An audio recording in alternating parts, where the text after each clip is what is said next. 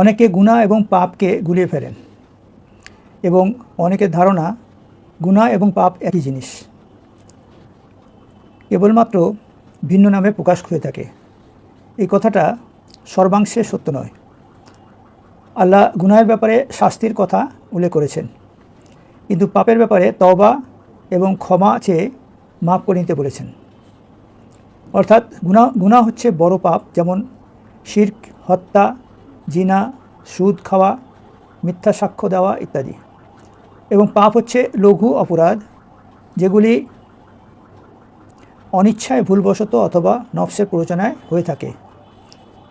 সূরা নজম আয়াত ৩২-এ আল্লাহ বলেন, যারা গুরুতর অন্যায় ও অশ্লীলতা থেকে নিজেকে বাঁচিয়ে রাখে তারা ছোটোখাটো অপরাধ করে ফেললেও তোমার প্রতিপালকের ক্ষমার কোনো শেষ নেই।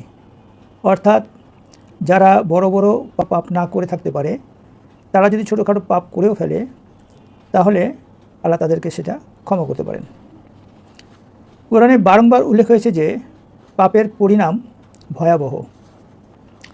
যেমন পাপের ফলে অন্তর কালো হয়ে যায়, অর্থাৎ চিন্তা চেতনার মধ্যে মন্দ কাজ করার প্রবণতা বৃদ্ধি পায়।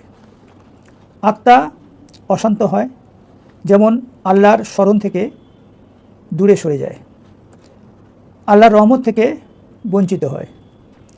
পাপ মোচন না করে মৃত্যু হলে আখিরাতে কঠিন শাস্তির ভোগ করতে হয়।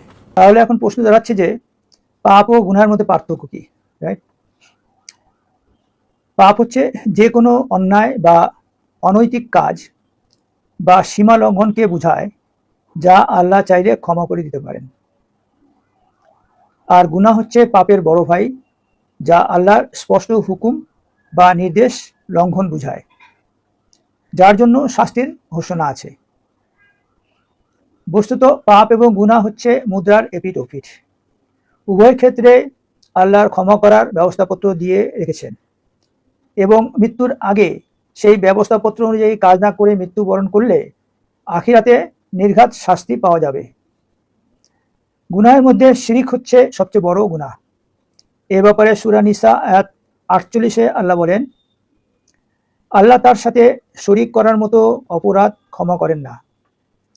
এছাড়া অন্যান্য অপরাধের জন্য যাকে ইচ্ছা ক্ষমা করেন। আল্লাহর সাথে যে শিরিক করে সে মহাপাপ করে। এখানে যে বিষয়টা খুব ইম্পর্টেন্ট সেটা হলো যে আল্লাহ বলছে যে যাকে ইচ্ছা ক্ষমা করেন। এই যাকে ইচ্ছা মানে আপনি আমি না, কারণ আপনি আমের মধ্যে যে খান্নাস আছে সেই হিসাবে আমরা মুমিন না। মুমিন যদি না হই তাহলে আল্লাহর এই ধরনের ক্ষমার পাত্র আমরা হতে পারবো না। তাহলে আমাদেরকে মুমিন হতে হবে। মুমিন কিভাবে হতে হবে সেটা আমার আলোচনা আরও ভিডিও আছে, দেখে নিতে পারেন।